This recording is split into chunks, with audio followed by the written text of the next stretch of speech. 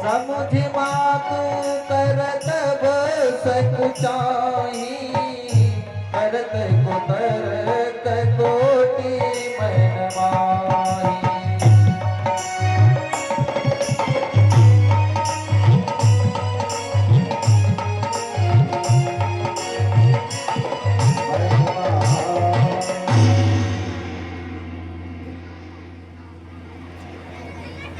पूरी प्रजा के साथ, पूरी सेना के साथ सब अयोध्या वासियों के साथ भरत चले हैं भगवान से मिलने के लिए।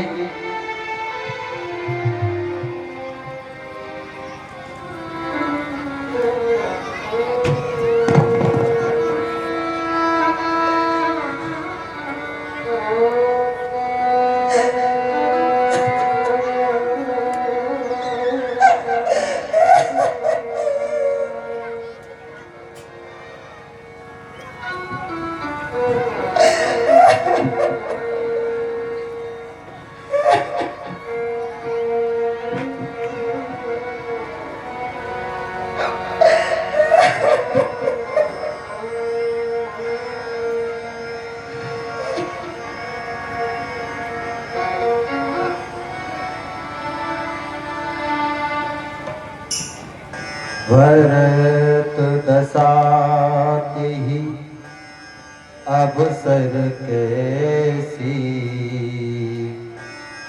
जल प्रवाह जल अनगति जैसी।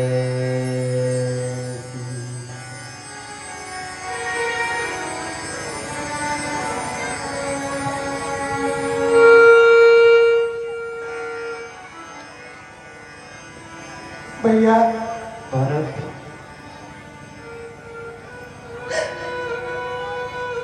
मैं इस योग्य नहीं हूं कि अपनी जगह से मुझे आप एक भाई का दर्जा दो। भैया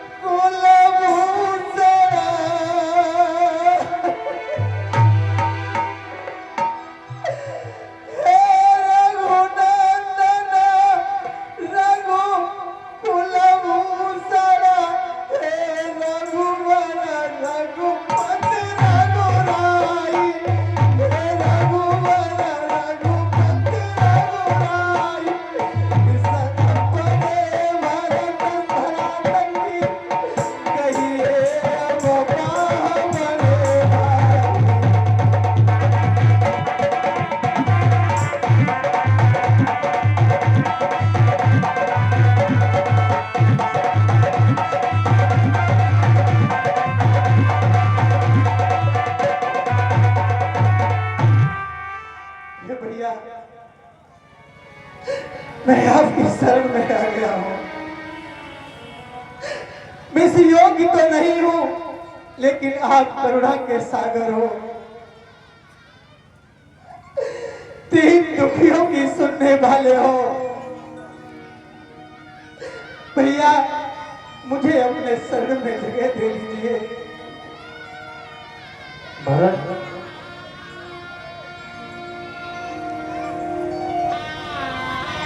आपका स्थान राम के चरणों में नहीं है। भरत का स्थान राम के हृदय में है और ये जो कुछ घटना चक्र है ये विधाता की इच्छा है। परंतु मुझे आश्चर्य है, मैं अचंभित हूं कि मेरा महात्मा रो रहा है। भरत आप धैर्यवान है, धर्म धुरंधर है, इस तरह से बच्चों की भांति आपको रोना नहीं चाहिए। भैया मेरी मति बिल्कुल मारी गई है। मुझे कुछ नजर नहीं आ रहा कि मैं क्या करूं क्या न करूं। जिधर नजर गुजारता हूं मुझे चारों तरफ अंधेरा ही अंधेरा नजर आता है भैया। नहीं भरत, आप मेरे पास हैं, धैर्य धारण करिए।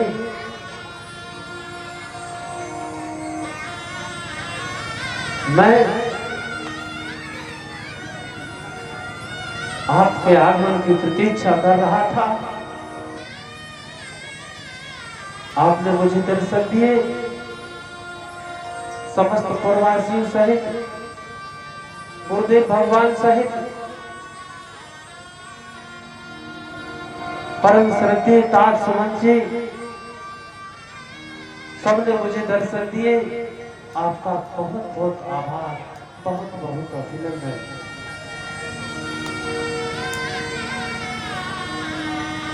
मैं आपसे एक प्रश्न पूछ रहा हूं, एक छोटी सी बात पूछ रहा हूं। भैया, जब मैंने अयोध्या से वन के लिए प्रस्थान किया, उस समय बड़ी दयनीय दशा थी। पिता महाराज अर्ध चेतन अवस्था में, व्याकुल पूर्वासी महलों में चीतकार, ये स्थिति थी वहां की। आप चले आए। मेरे पिता महाराज ने मेरे लिए क्या संदेशा भेजा है, क्या कह भेजा है मेरे लिए? भैया स्वस्थ है वो, अब मेरी याद तो नहीं करते। जब मैं वहां से चला था, अर्ध चेतन थे, रो जाते थे, अचेत मुद्रा में पहुंच जाते थे। मैंने हृदय पर पत्थर रखा और अपने यशस्वी पिता के प्रण का पालन करने का कदम बढ़ाया। यद्यपि मैं जान रहा था कि मेरे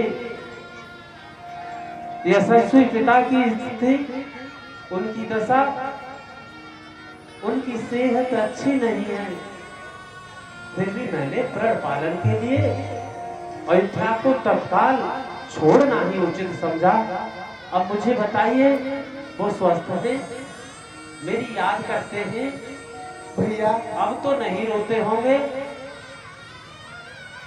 आप आज्ञा का पालन करने के लिए अयोध्या से वन के लिए चले आए और आपके गृह में अयोध्या नरेश महाराज दशरथ ने आपके गृह में रो रो करके अपने प्राणों को तज दिया।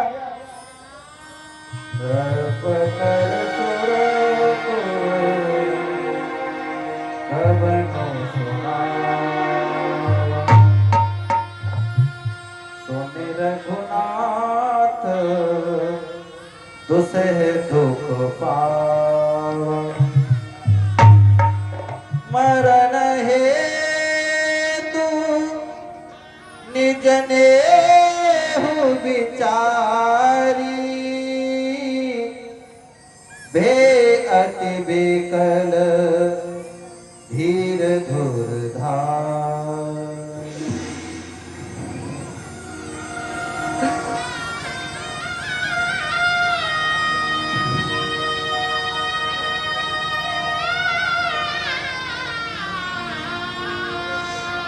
पिताश्री, मैं आपका ज्येष्ठ पुत्र हूं।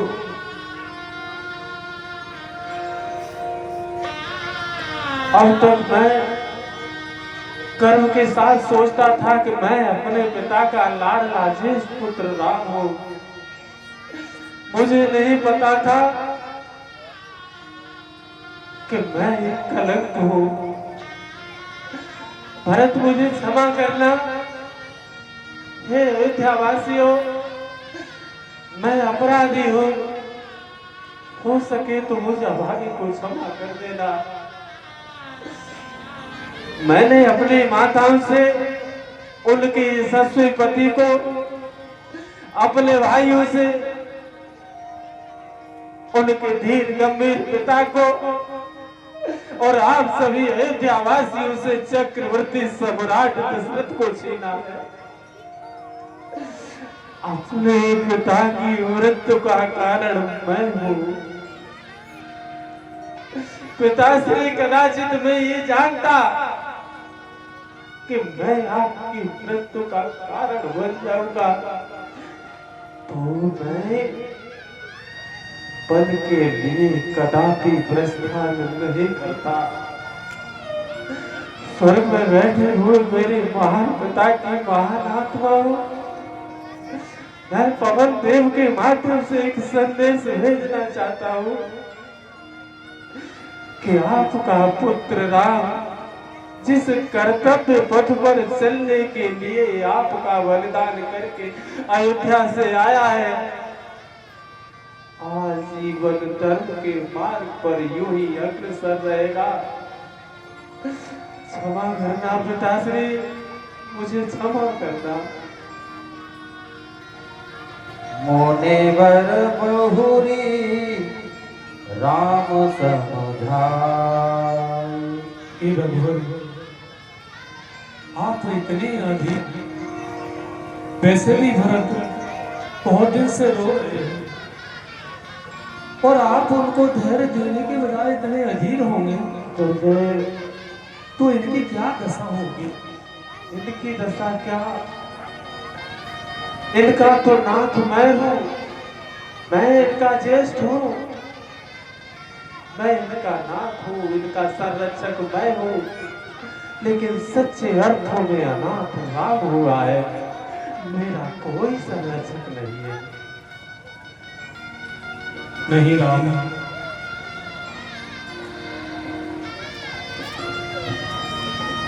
इसमें किसी का दोष नहीं है। इसी प्रकार इस भरत ने मुझे विवश कर दिया आपके पास लाने।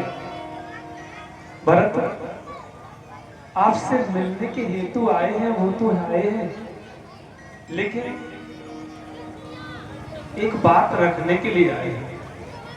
क्या गुरुदेव? मैंने बहुत समझाया कि जिस प्रकार प्राण जाए पर वचन न जाई, इस सिद्धांत के अनुसार महाराज ने अपने प्राणों का त्याग कर दिया। उसी रघुवंश के सिद्धांत को पालने के लिए भरत तुम अयोध्या के सम्राट बनो, लेकिन भरत ने मना कर दिया और इसी बात को लेकर के आपके पास आए कि मेरे भैया जो आदेश करेंगे, मेरे भैया इस राज्य के अधिकारी हैं, मैं कदाचित नहीं हूँ। मैंने बहुत समझाया लेकिन विफल रहा मैं। अब आप ही समझाओ इसको। भरत, हाँ भैया। गुरुदेव ने आज की सभा के पटल पर जो प्रश्न रखा है, क्या है वो? भैया, हमारे वंश में हमारे पूर्वज अपने सत्य धर्म के पीछे अपने प्राणों को बलिदान करते चले आ रहे हैं। मेरे पिताश्री का स्वर्गवास हो गया। भैया, धर्म और अधर्म के पीछे आप इस वन में आ गए। गुरुदेव ने कहा कि आप अयोध्या के महाराज बन जाएंगे। भैया, आपके होते हुए आप ही भला बताइए, मैं उस अयोध्या का राजा बन सकता हूं? मैंने गुरुदेव से कहा, गुरुदेव, मेरे अगर पिता होते तो मैं उनकी आज्ञा का पालन करता, ज्येष्ठ भ्राता इस समय यहाँ नहीं है। उनके आज्ञा के बिना मैं कुछ भी नहीं कर सकता। इसलिए है भैया, आपके दर्शन करने के लिए मैं यहाँ चला आया। और भला उस अयोध्या सी नगरी के महाराज तो भैया आप हो। मेरे पिता ने आपको राजा घोषित किया था, और ये धर्म भी है भैया कि जो ज्येष्ठ पुत्र होता है वो उस राज्य का उत्तराधिकारी होता है। भरत, मैं इस वन में पिता महाराज के प्रण का पालन करने के लिए आया हूं। एक प्रण मेरे लिए था कि मैं 14 वर्षों तक वन में निवास करूं, तो उनका दूसरा वचन आपके लिए भी था कि आप 14 वर्षों तक अयोध्या का राज्यभार स्वीकार करें। भैया, ये आप भली बात जानते हो, आप सब कुछ जानते हो। मैं आपके चरणों का सेवक हूँ, केवल आपके चरणों में विनती कर सकता हूँ, आपसे आदेश नहीं कर सकता। आप इस सेवक पर, अगर मैंने आपके चरणों की सेवा की है भैया, तो आप उस अयोध्या का राज्यभार संभालिए। आप इस भरत को, इस समाज को ज्यादा कलंकित मत कीजिए भैया। ये कलंकित चेहरा लेकर के मैं समाज में जीना नहीं चाहता। ये भैया, कलंकित कैसा? भैया, इस सारी समाज, अयोध्या के नर नारी यही कहेंगे कि केकई ने महाराज को जाल में फंसा करके उनके ज्येष्ठ पुत्र राम को 14 वर्ष का वनवास दे दिया और अपने पुत्र भरत के लिए राज्य सिंहासन मांग लिया। भैया, इसमें मेरा कोई दोष नहीं है। भरत, सर्वप्रथम आप एक बात समझ लीजिए।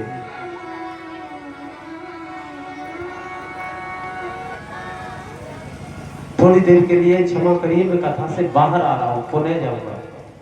मैं अपनी माताओं से निवेदन करूंगा कि कृपा करके हाथ जोड़ के निवेदन है, बस आप लोग शांति से बैठिए।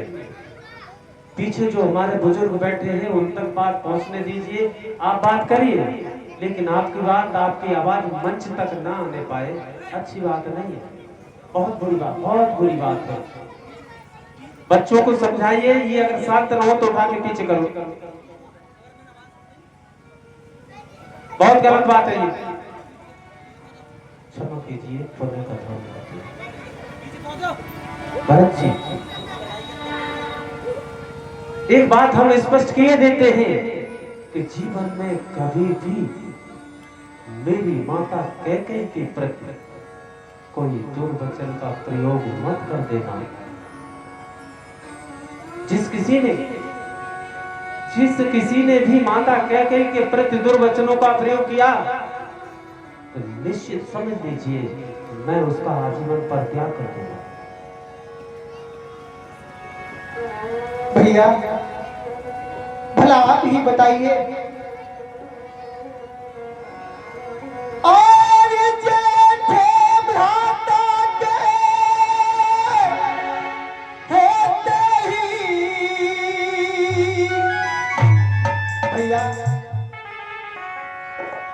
और जेठ भ्राता के होते ही छोटा न राज्य कर सकता है, छोटा न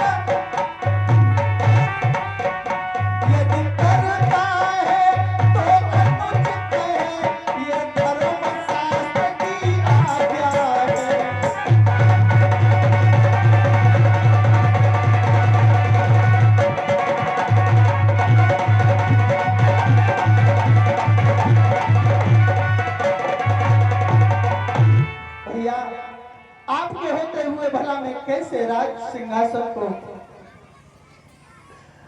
भरत, मुझे पिता महाराज ने राजनीति का बहुत अच्छा ज्ञान दिया है। राज्य करना, आपकी दृष्टि में राज्य करने का तात्पर्य क्या है? राज सुख का भोग ही राज सत्ता नहीं है, वरन प्रजा का कल्याण, प्रजा की भलाई, प्रजा की सेवा। मैं राज सुख के लिए आपसे नहीं कह रहा। पिता महाराज के वचनों के अनुसार 14 वर्षों तक प्रजा की सेवा करो, उनका हित करो, उनका कल्याण करो, ये आपका प्रथम कर्तव्य बन जाता है। भैया, पिताश्री ने वरदान ही तो मांगे हैं, वरदान ही तो दिए थे कि आप वन में रहेंगे। हाँ हाँ भैया, आप कृपा करके मैं आपसे विनती करता हूं, आप चल के अयोध्या के महाराज बनिए। आपकी जगह पर मैं इस वनवास में रहूंगा। आप चल के उस अयोध्या का साम्राज्य प्राप्त कीजिए। इस वन में मैं रहूंगा भैया, मैं रहूंगा। धन्य है भरत, धन्य है आपकी भ्रातृभक्ति। आप सदैव प्रशंसनीय हैं। हे महात्मा, आपके विचार अति उत्तम हैं। मैं आपके विचारों की सराहना करता हूं, प्रशंसा करता हूं। आपने मुझसे कहा मैं इसे अपने भाई की विनय नहीं आदेश मानूंगा। एक बात मुझे बताइए भरत, मैं अपनी इच्छा से आया यहां? बोलो नहीं ना? नहीं। किसकी इच्छा थी? पिताश्री की। पिताश्री की। बहुत उत्तम। आज मेरे पिताश्री इस संसार में नहीं है। मेरे यशस्वी पिता की महान आत्माएं स्वर्ग में बैठ करके ये देखेंगी कि ये मेरा ज्येष्ठ पुत्र राम है, जिसके लिए मैंने अपने प्राणों का त्याग कर दिया था। आज मेरे स्वर्ग धाम पहुंचने के उपरांत ये मेरा प्यारा पुत्र मेरी आज्ञा का उल्लंघन करके राज्य के लोभ में बंद करके अयोध्या वापस जा रहा है। भरत, मैं इस समाज में मुंह नहीं दिखाऊंगा। कैसे कैसे दिखा सकूंगा? यदि मैं यहाँ नहीं दिखा सकूंगा तो मेरे महान यशस्वी पिता स्वर्ग में अपना मुंह कैसे दिखाएंगे?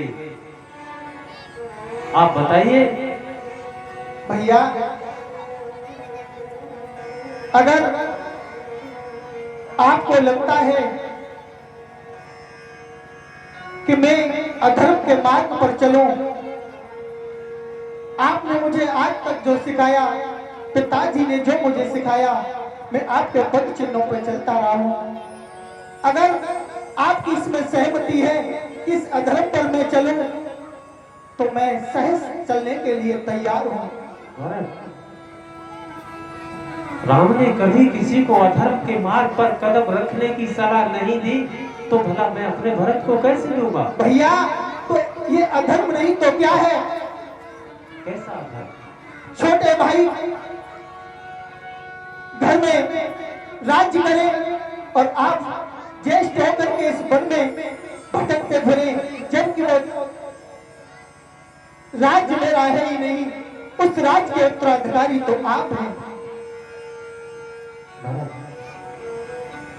मैं वन में भटकते नहीं आया, वन में निवास करने आया हूँ। रही बात आपकी राजगद्दी की, सीधे सीधे कहिए कि आपके मन में संकट है, आप राजगद्दी स्वीकार करना नहीं चाहते, तो एक युक्ति है। मेरे विचार से एक युक्ति है संभव आपको पसंद आए। आप अयोध्या जाइए, राजकाज में गुरुदेव आपके संरक्षक की भूमिका निभाएंगे। आपके संरक्षक गुरुदेव महाराज रहेंगे। आर सुमंत जी आपका सहयोग करेंगे। सेनापति जी सैन्य संचालन करेंगे। आपको इनका सहयोग देना है, आप इनका सहयोग करते रहिए। राजगद्दी की बात है, राजगद्दी सूनी न रहे, इसके लिए मैं आपको अपनी चरण पादुका भेंट करता हूँ। 14 वर्षों तक मेरी चरण पादुकाओं को राज सिंहासन पर स्थापित करना। गुरुदेव और आर सुमंत एवं सेनापति जी की सहायता से आप राज्य का कार्यभार देखिए।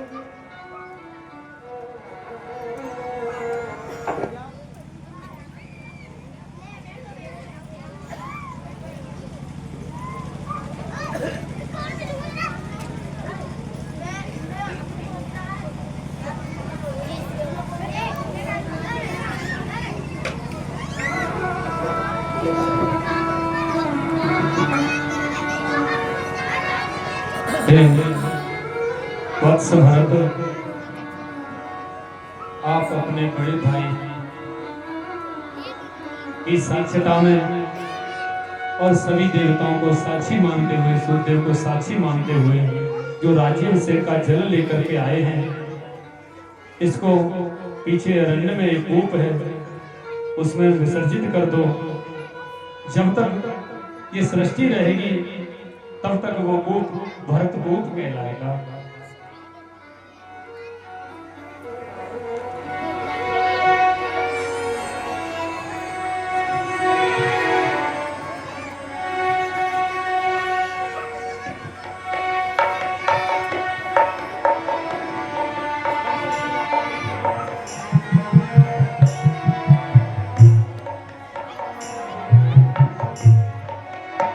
प्रभु करे कृपा पावरी दीनी, सादर भरत शीस धरि।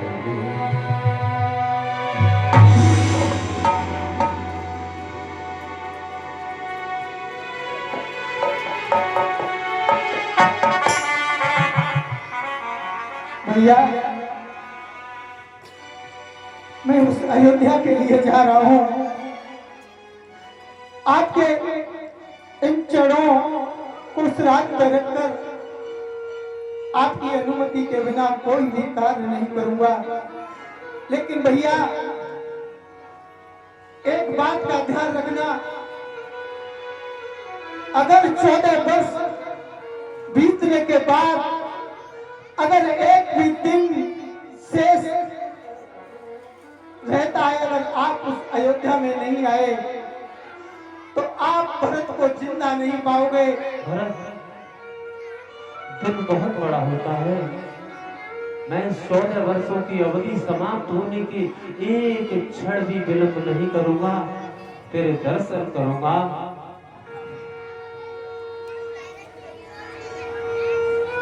ध्यान रहे, किसी भी पुरवासी को कोई संकट ना आने पाए। प्रजा का कल्याण, प्रजा का हित सर्वोपरि होना चाहिए।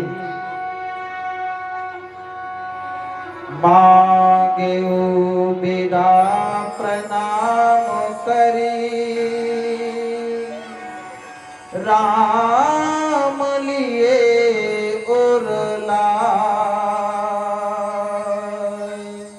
लोग उचाटे अमरपति, कुटिल को अबू सरूपा।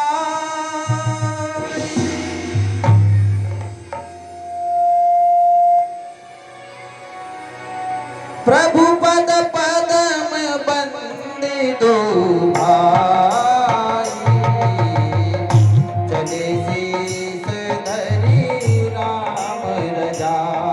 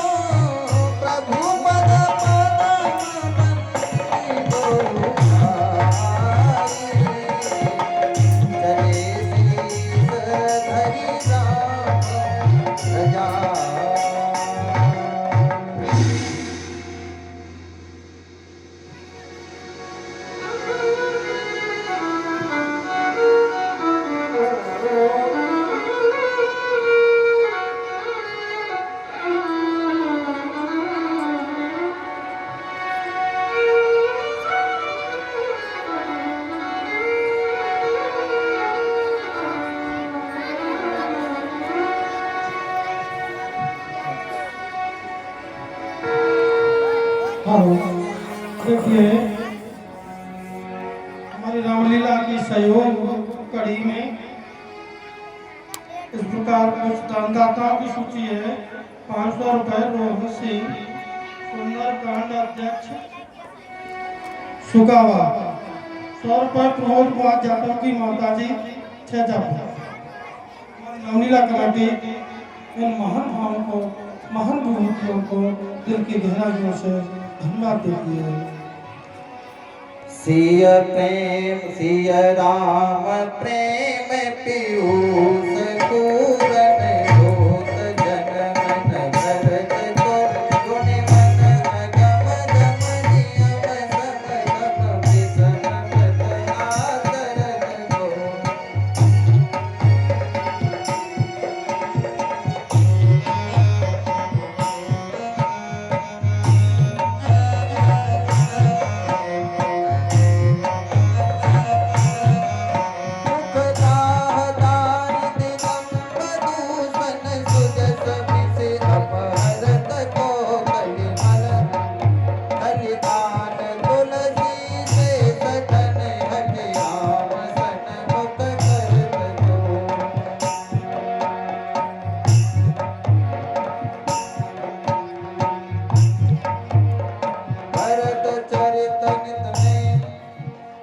तुलसी जो सादर सुनहि सिय राम पद प्रेम अवश्य होई भव रस विरत।